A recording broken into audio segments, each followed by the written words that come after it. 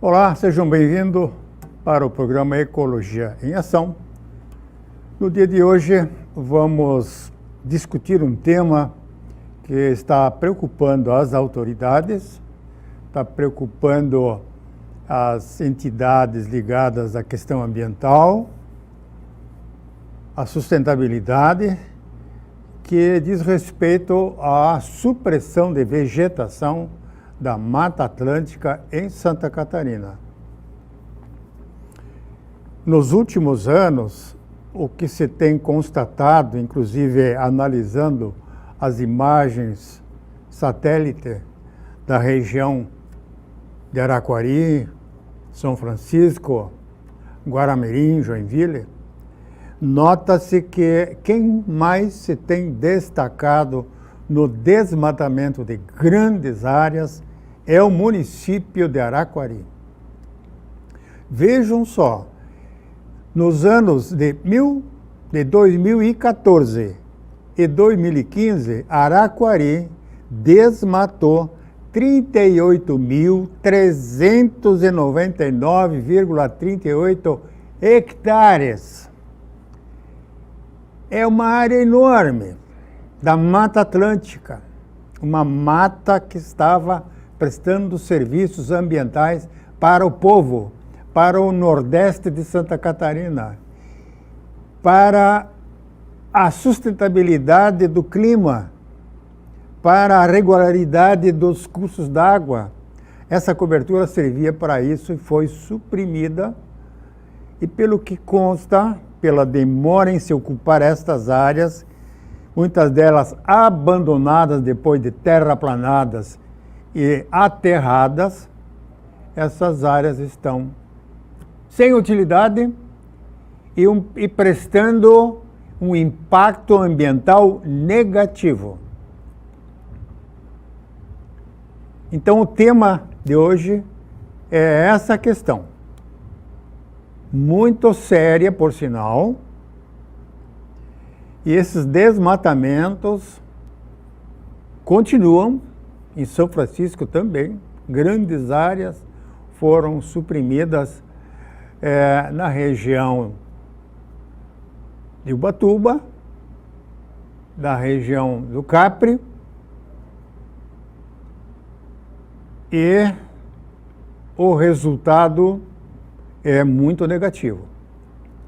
Muitas vezes você pede a supressão de vegetação no órgão ambiental, que seria o IMA, o Instituto de Meio Ambiente de Santa Catarina, ex-Fátima, que ela recebeu a incumbência do IBAMA, do Instituto Brasileiro de Meio Ambiente, de fazer essa parte do licenciamento ambiental, ou seja,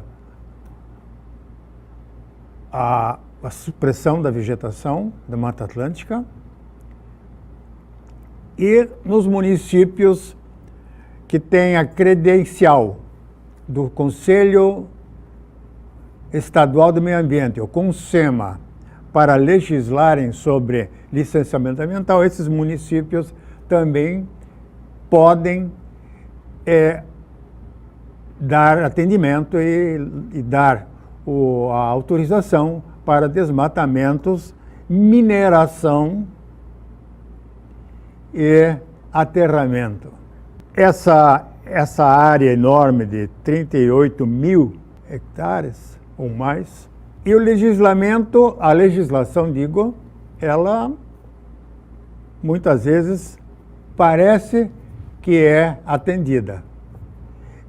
Então veja só, chega um proprietário de uma área de 200, 300, 400 hectares cobertos com a Mata Atlântica secundária, na região de Tabuleiro, na região de Restinga, nas regiões arenosas de Araquari, e quer um profissional para fazer esse processo do desmatamento. Aí o profissional que foi convidado, contratado para fazer o trabalho, ele é orientado pelo proprietário para que não coloque no processo descritivo e das plantas alguns recursos naturais que poderão inviabilizar o desmatamento. O que seriam esses recursos naturais que poderiam e podem e devem inviabilizar a supressão? Córregos, riachos, rios, banhados, nascentes e matas ciliares. Esse conjunto de cenários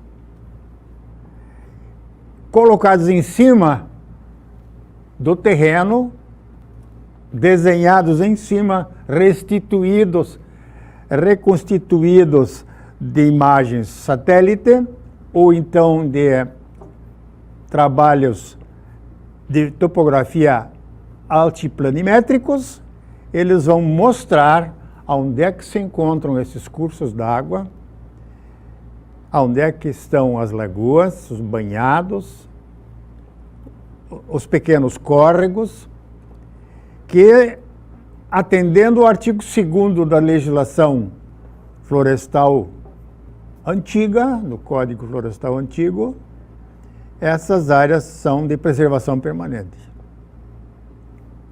Então, a margem de cada córrego, a margem de cada riacho,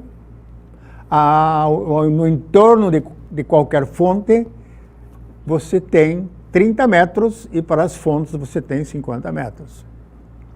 Então, se o técnico for a campo, vai caminhar dentro do mato, vai analisar as imagens satélite, retroativas, inclusive, que é possível você ver a cobertura florestal de 15, 20 anos atrás. Existem programas de imagem satélite que permitem que o consultor, que o projetista, que o engenheiro agrônomo ou florestal se valham dessa tecnologia para colocar a lei em cima da planta, e é da planta na execução, onde nós vamos ter um outro engenheiro para executar a obra, com a RT de execução. Um elabora, faz a RT de elaboração. O outro vai para campo executar junto com o pessoal das motosserras, vai dizer aqui não pode, puxa a trena do córrego 30 metros para cada lado, delimita a área com piquete, onde o trator e a motosserra não podem entrar. Então, o empreendedor, o proprietário de uma área rural, ou um distrito industrial, inclusive, que queira fazer consiga uma autorização para desmate, ele tem que atender à legislação. Mas existem casos onde a pressão sobre o profissional é muito grande. Então o cara diz, ou você faz assim ou eu não te contrato. E como o serviço muitas vezes não está fácil, há quem se arrisque. Se arrisca a cometer um crime ambiental. E tem bastante profissional que faz isso. Não sei se é por falta de informação, ou por encorajamento pela impunidade, ou pela falta de fiscalização do IMA, falta de fiscalização de uma Fundema de Araquari, esse desmatamento é autorizado. E aí o trator vai derrubando a mata, vai picando tudo, vai enterrando, vai desmontando pequenas elevações, pequenos morrotes que tem dentro da área e vai fechando as drenagens todas e toda aquela circulação de águas é interrompida. Então fica aquele vermelhão, terraplanado, exposto aos raios cósmicos, solares, onde a esterilização desse solo acontece. E o aquecimento dessa área é significativo. Com a mata cobrindo o solo, a temperatura, um exemplo, no verão, um dia de 35, 38, 40 graus, a mata não passa dos 28, 30 graus.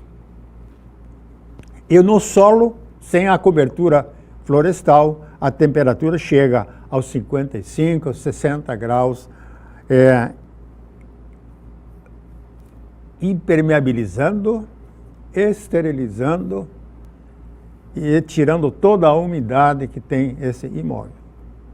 Quando chove, o impacto da chuva provoca erosão, provoca o assoreamento, porque aí se formam cursos d'água, tipo aquela represa que arrebentou lá em Mariana, em Brumadinho. Então, o solo é igual.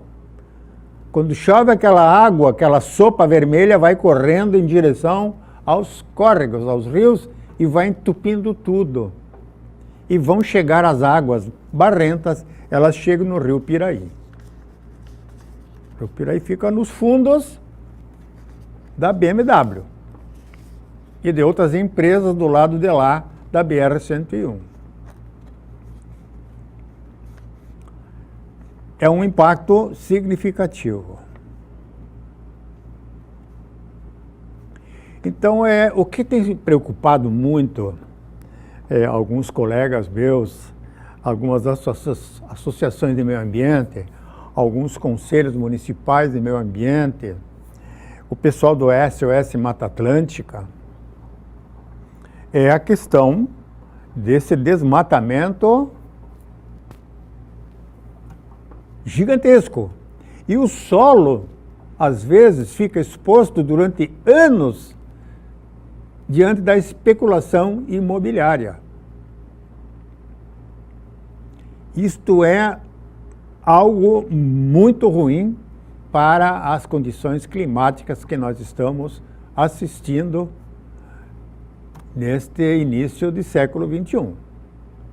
Mas o tema é muito interessante, eu sei que vocês estão prestando atenção nesse assunto, vocês querem essa informação, muitos filhos estão nas faculdades, precisam definir algum trabalho de final de curso, de doutorado, de mestrado, e esse é um tema que pode atrair a muitos para que se debrucem sobre ele. Mas nós vamos continuar nesse tema no segundo bloco desse programa, convidando vocês a permanecer aí, que nós já vamos voltar com esse assunto.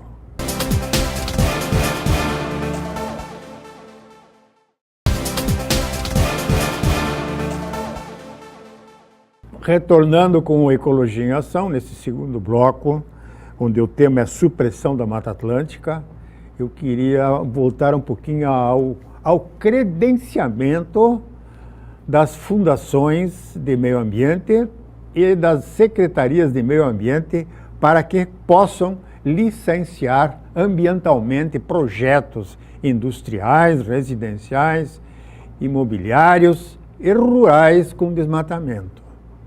Então, o órgão catarinense que faz o credenciamento é o Conselho Estadual de Meio Ambiente, que funciona lá em Florianópolis, na Secretaria de Desenvolvimento Sustentado.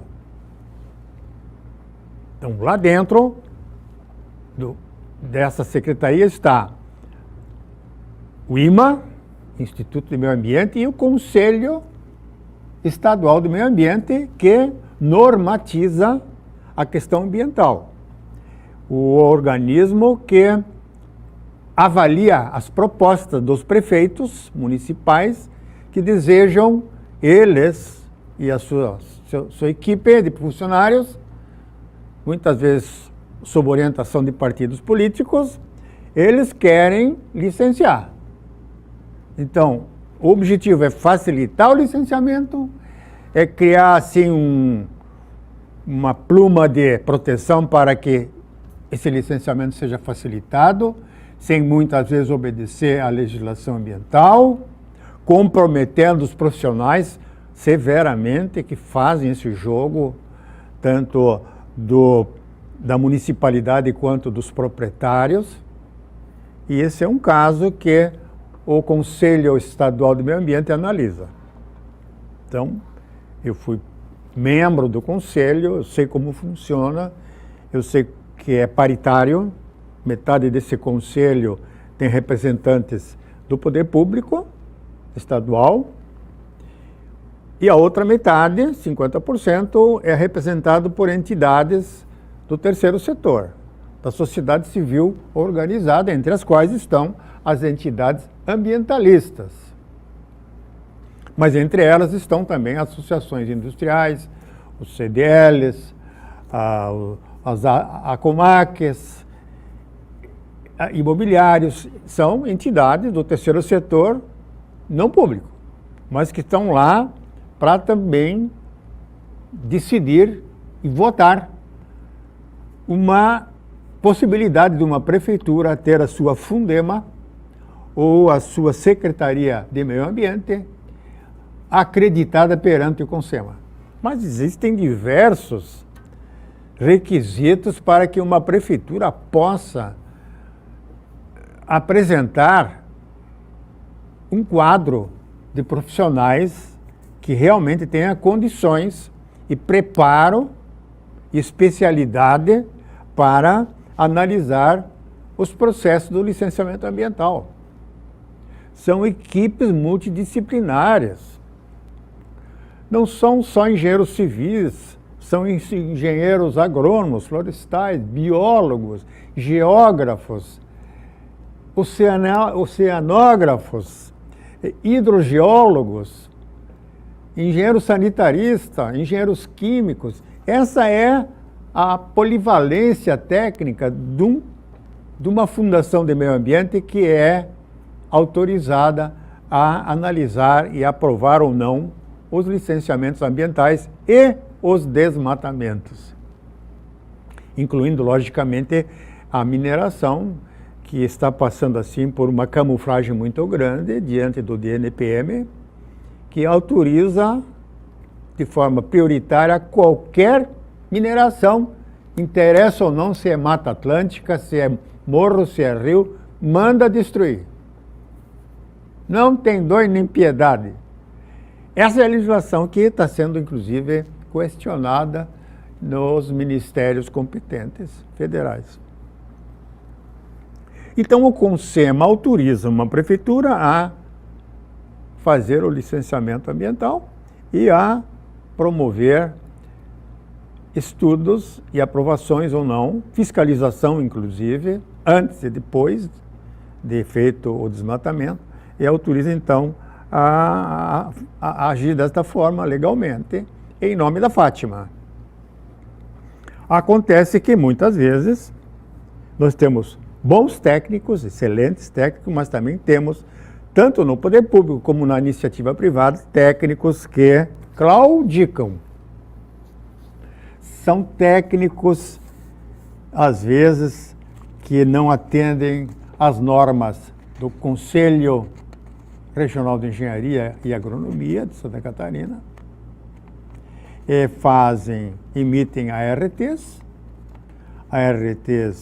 com falsidade ideológica, muitas vezes, ART somente de elaboração, e não tem ART de execução. Portanto, quando uma Fundema ou uma Secretaria de Meio Ambiente autoriza um desmatamento, ela tem que identificar quais os profissionais que vão acompanhar a campo o serviço do desmatamento, a delimitação das áreas das matas ciliares, onde é que estão os córregos, e depois, na hora do trator de esteira, que muitas vezes o tratorista é excelente, mas não tem a mínima noção do que são áreas de matas ciliares, esses tratoristas, se não tiver um profissional que assinou uma RT lá atrás, que se comprometeu perante a sociedade de trabalhar profissionalmente dentro da ética e dentro da lei, se esse profissional não estiver presente, o tratorista vai enterrar tudo. Vai passar por cima dos rios, dos córregos, vai aterrar os banhados. Ele não tem essa informação. E aí eu vejo da importância aí que muitas vezes não se vê, raras vezes se vê esse profissional a campo, acompanhando a topografia, acompanhando os mateiros, acompanhando os tratoristas de trator de esteira, possantes tratores, retroescavadeiras gigantescas. Raras vezes. E aí acontecem os desastres. Os desastres. E quando a fiscalização for ativada por requisitos ao Ministério Público do Estado, o Ministério Público que fiscaliza as fundações, que fiscaliza a qualidade do serviço das fundações de meio ambiente e também das secretarias de meio ambiente, quando houver denúncia, aí a situação poderá ficar muito ruim para o prefeito, porque crime ambiental hoje, vocês viram lá em Brumadinho, é cadeia, é demissão, é processo. Desde o operário lá embaixo, passando pelos engenheiros, pelos mestres, pelos diretores, e vai bater lá nos acionistas, porque as ações despencam quando um processo desse é acionado e o empreendedor é pego de calças curtas. Os engenheiros também são penalizados, porque o Ministério Público vai no processo de licenciamento ambiental de um desmatamento, vai lá procurar, a primeira coisa que ele vai fazer, ele vai ver onde é que está a RT do engenheiro que executou o trabalho de campo, o que acompanhou o trabalho de campo.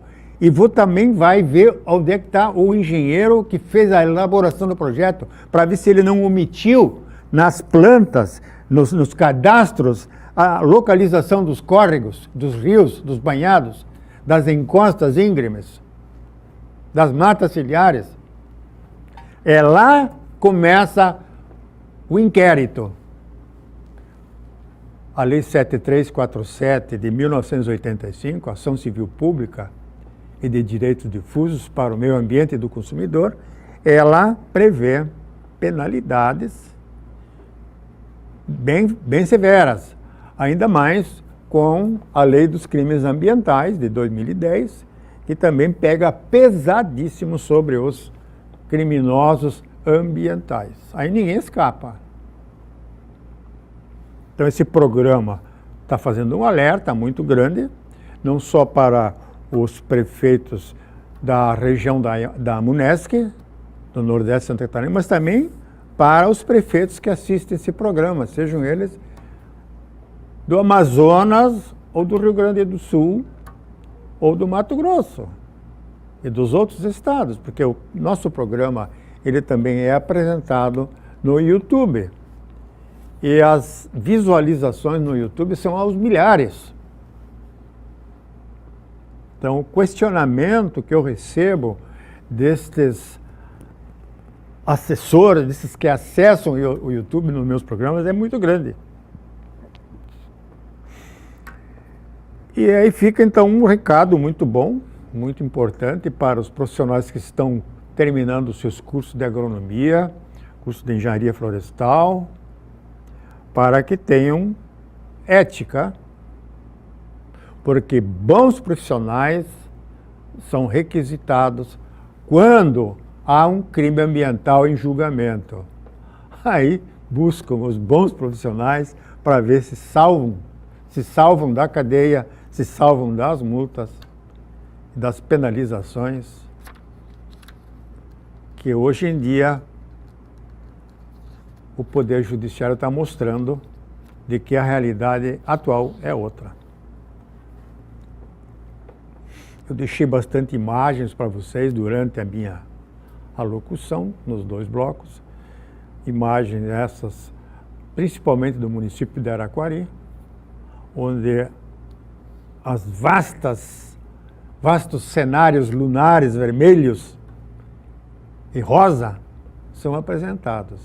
O cara derruba 500 hectares de Mata Atlântica, que prestava serviço comunitário, social e ecológico, para aguardar a comercialização, a especulação imobiliária que talvez jamais aconteça. O programa fica assim à disposição para questionamentos posteriores através do meu telefone, que eu apresento aí, e também do meu endereço eletrônico. Não custa nada. Quer mais detalhes?